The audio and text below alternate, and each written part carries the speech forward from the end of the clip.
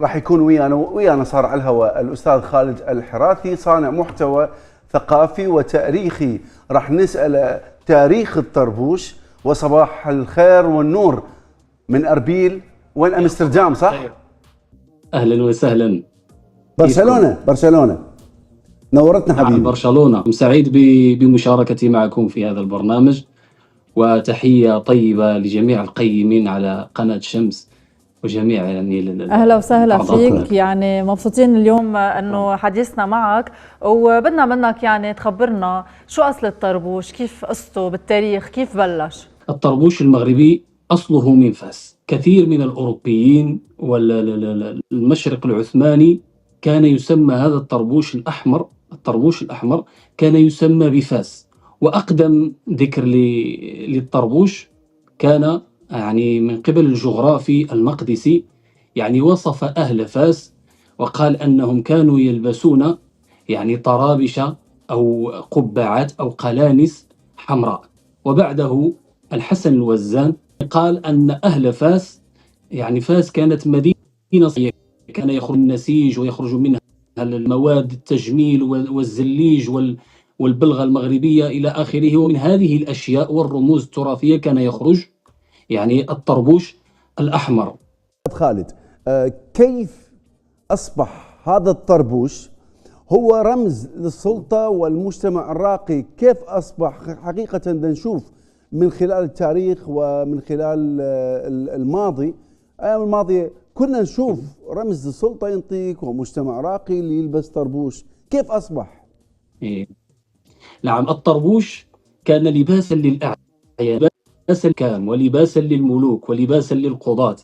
يعني النخبة، الطبقة المرموقة في المجتمع هي التي تلبس، خاصة في الطربوش كان حاضرا في جميع الحفلات. وكذلك في الدولة العثمانية السلطان محمود الثاني فرضه أولا على الوزراء، وبعد ذلك فرضه على جميع موظفي الدولة. نعم. كمان بنشوف انه الطربوش عنده كتير اختلافات بالشكل، طوله، لونه، حتى يعني نحن بنسأل دايما انه هدول الاختلافات هن بحسب الطبقات تبع المجتمع او بحسب المناطق والبلدان. هناك انواع من الطرابيش، مثلا الطربوش الفاسي كان يصنع بلباد، عبارة عن صوف مضغوط ومصبوغ بصبغة حمراء، اما القرمز او العكر الفاسي، وكان لونه احمر غامق. نعم. كذلك يوجد طربوش ما يسمى بالشاشية، هي عبارة عن هكذا، يعني شاشية تونسية، ولكن شكلها قصير ولونها أحمر فاقع. كذلك يوجد الطربوش التركي، تغير شكله، صار شكله طويلا ومنه شكله قصيرا. حتى الألوان لها معاني، مثلا الأحمر الغامق يرمز إلى الهيبة والقيمة المجتمعية. قرأت أشوف كيف تلبس طربوش، حتى مو بس أنا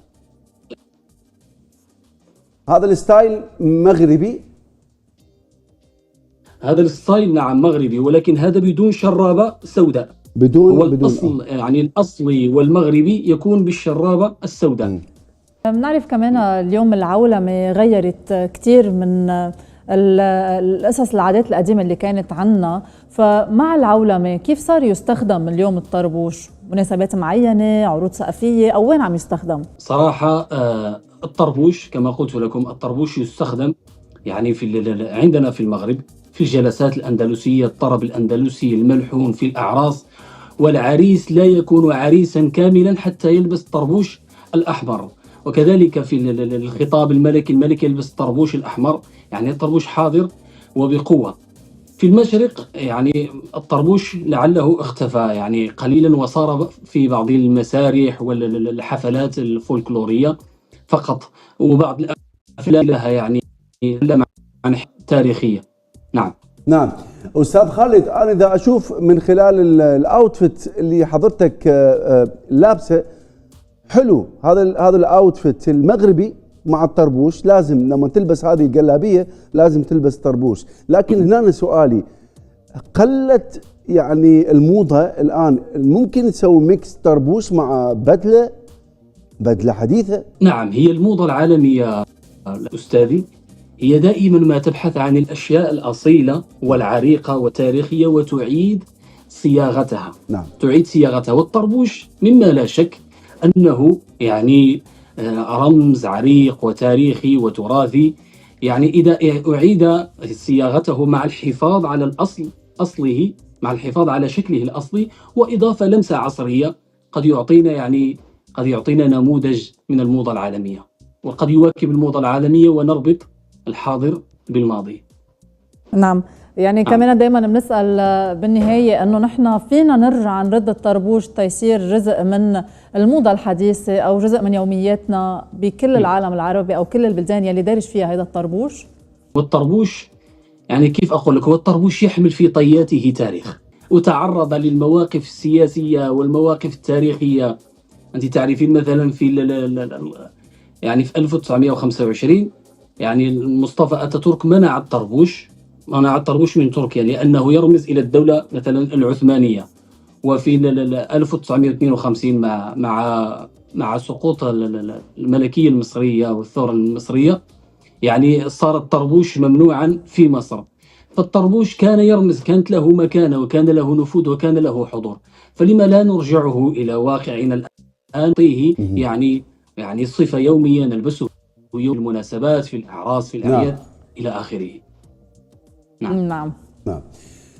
الأستاذ خالد الحراثي، صانع محتوى ثقافي وتاريخي، شكرا جزيلا وشكرا لهذه المعلومات. وعن الطربوش أوكي حبيته كلش. أوكي، احنا دائما نتكلم عن حول كل تاريخ وحضارة كل بلد وكل شيء لازم نتمسك به. أستاذ خالد الحراثي، شكرا جزيلا، نورت شمس تي في. ثانك يو سو ماتش. سعيد بمشاركتي معكم، وسعيد يعني وشكرا يعني لجميع القيمين على قناة شمس وعلى هذا البرنامج الرائع. شكرا لك أستاذ. شكرا لك، وكتير حلو نشوف شاب بهيدا العمر بعده هالقد بحب التاريخ وبعده محافظ على التاريخ وبيعرف كل هالتفاصيل تبع تراث البلدان العربية المختلفة. شكرا لك.